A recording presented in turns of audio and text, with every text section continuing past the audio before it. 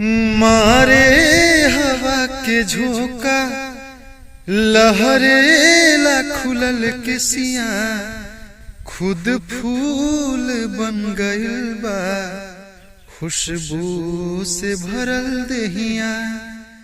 ई शरीर के बनावट बिजली गिरा रहल बा लागे की जैसे खेतवा में लागे की जैसे खेतवा में सरसों फुला रहल बा लागे की जैसे खेतवा में सरसों फुला रहल बा ओढ़नी के रंग पियर ओढ़नी के रंग पियर ओढ़नी के रंग पियर जादू चला रहल बा लागे की जैसे खेतवा में सरसों फुला रहल बा